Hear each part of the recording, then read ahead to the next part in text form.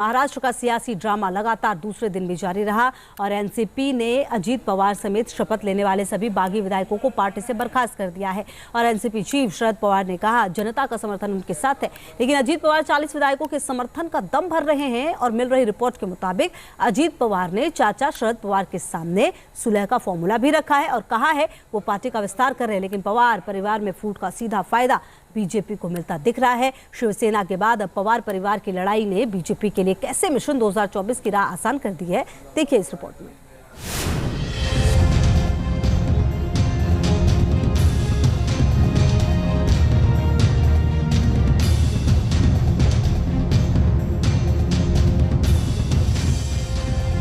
महाराष्ट्र में राजनीति ने जिस तरह पलटी मारी है, उससे बीजेपी ने एक तीर से कई शिकार कर लिए हैं।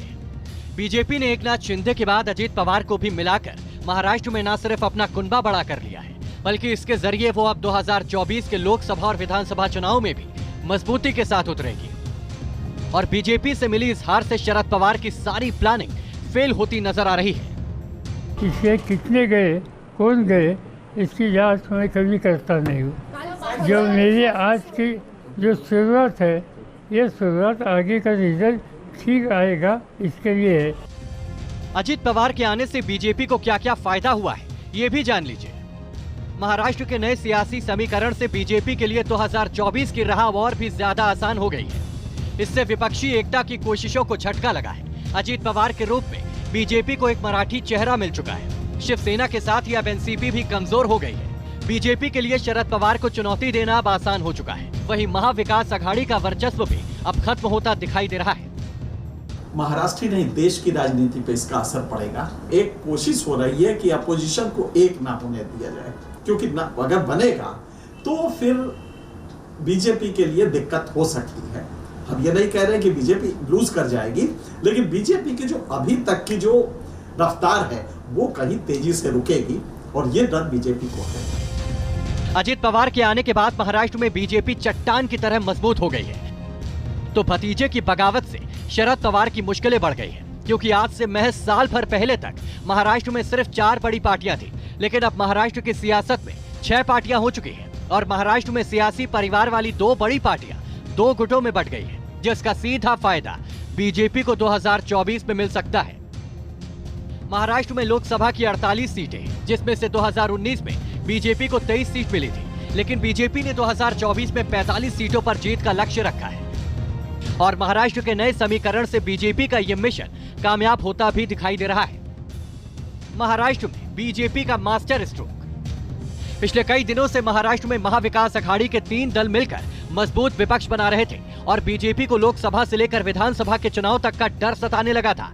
लेकिन एनसीपी में टूट से विपक्ष की अघाड़ी टूट गई है, क्योंकि महाविकास अघाड़ी का सारा दारोमदार शरद पवार पर है। लेकिन अजीत पवार ने जिस तरह पार्टी और पार्टी के चुनाव चिन्ह पर दावा किया, उसे देखते हुए अब शरद पवार के लिए आगे और भी मुश्किलें इंतजार कर रही हैं। 2024 में पवार बनेंगे बीजेपी की पावर।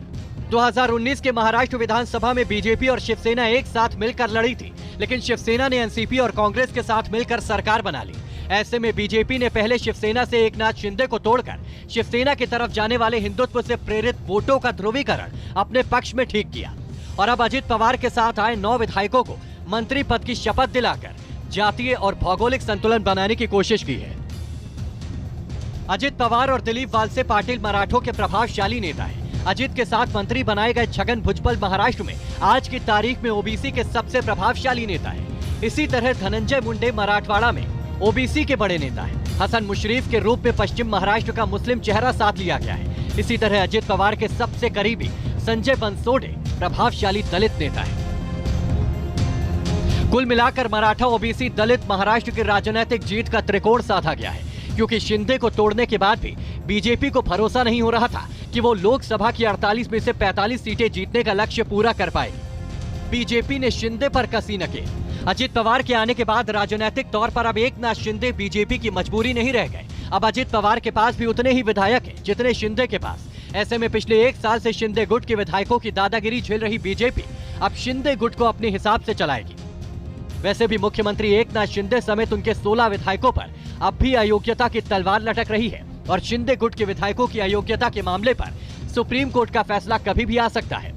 ऐसे में फैसला फेवर में आया तब तो ठीक है, नहीं आया तो भी बीजेपी की सरकार को कोई खतरा नहीं है। कुल मिलाकर 2024 में लोकसभा चुनाव में सभी सीटों पर कब्जे के साथ ही महाराष्ट्र की कुर्सी पर भी कब्जे का बीजेपी का मास्टर प्लान अब सफल होता दिखाई दे रहा है।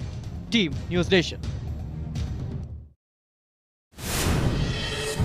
और यहाँ रुक रहे बहुत छोटे से ब्रेक के लिए, आप रहिए हमारे साथ।